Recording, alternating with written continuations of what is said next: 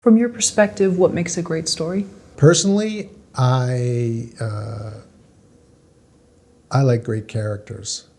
I think great characters make a great story. And an interesting plot. God, I'd have to think about that a little bit longer. What kind of character are you drawn to? You know, honestly, my favorite genres are mobsters and So Tony Soprano? absolutely. I thought The Sopranos is great. I mean, Brando in The Godfather. Goodfellas? De Niro, not a mobster, but a flawed character in Raging Bull. Brando and On the Waterfront.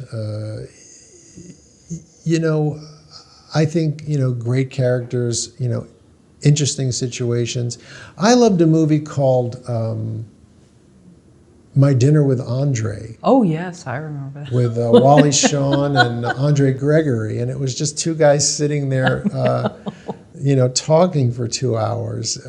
Slowly paced. Yeah, but they were great characters, I don't think there's any rules, I think, if you've got great characters and you've got great actors that can perform those characters or create those characters, and you've got an interesting storyline, I'm old-fashioned, a traditional 3-act storyline that keeps you interested. You might be able to get a good movie out of it. Does a movie have to have structure? For me, it does. But this is just me personally, I get frustrated with more sort of experimental structures. I mean, even if you look at a movie like Memento, which was played in reverse, it still had a structure. I think Nolan plays with structure to a certain extent, and sometimes it's successful, and for me, and sometimes it's not. I think story structures is basic 3-act story structure is kind of important. Did Dinner with Andre have that? I do think it did. I think not traditional, but I think it did in that we kind of were introduced to Wally Shawn, sort of being this guy who was sort of fed up with his life, on his way to talking to Andre Gregory, and then.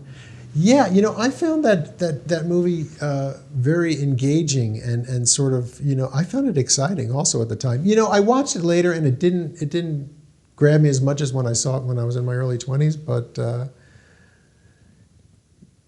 mean, short answer is yeah. I think the traditional I also think that it's become a little bit almost cliche how people use these terms about the way the story should be laid out and sort of transpire. I think a lot of it is kind of based on this sort of like Star Wars structure of the hero and what part of his journey he's supposed to be where, an inciting incident and stuff like that, call to action and but I guess all those elements or a lot of those elements have to be there, but again, I don't think that there's necessarily any rules that can't be broken. When you edit a film, do you then watch it with the sound off to see how it plays visually? Yeah, that's a Walter Murch thing. Sometimes, I mean, if it was shot MOS, I do. Not dialogue scenes or things like that. No, action scenes, chase scenes sometimes, because sometimes the sound is so bad. But No, I've never sort of felt the need to do that. I think I've tried it a couple of times and it didn't really make a difference to me. Except I couldn't hear anything. We had a question come in from Todd Peterson. Todd writes, what can a director and or DP keep in mind to keep your job easier and the edit more likely to succeed? Pay attention to the continuity person. Don't blow them off because things are so crazy and hectic on set, because quite often they'll be able to be helpful. Conversely, the continuity person could be a pain in the neck, so if they're too OCD or what have you. So, there's a fine balance there. But matching helps, although it's not make or break it's not going to make or break a film, but it makes for some more elegant filmmaking. I think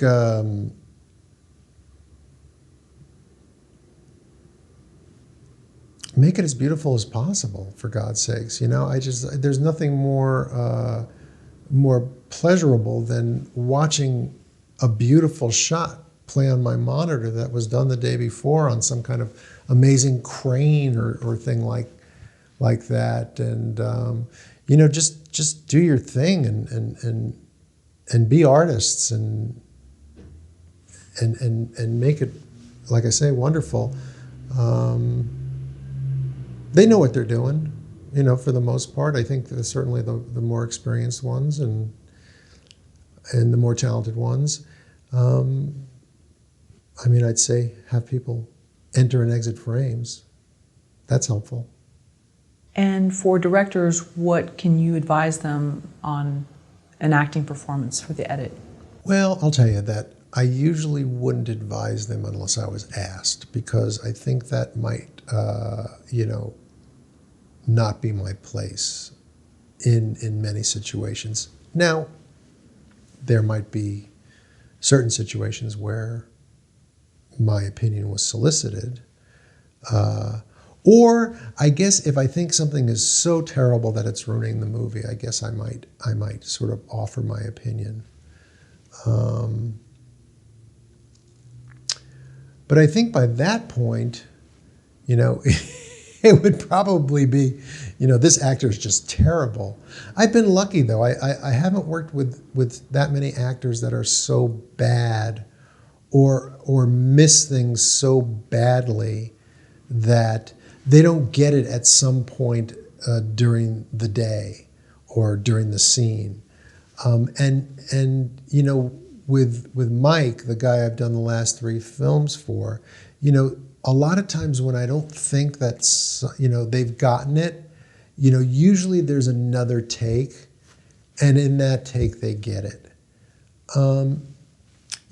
Because I have a really great relationship with Mike, I might say to him, in a particular instance, well, I wouldn't say anything. What I would do is I would show them the scene, and I would say, what do you think of this? And usually they're good enough to say, oh yeah, I see. They never got that line. So it's more like a show and tell thing as opposed to going and telling them my opinion.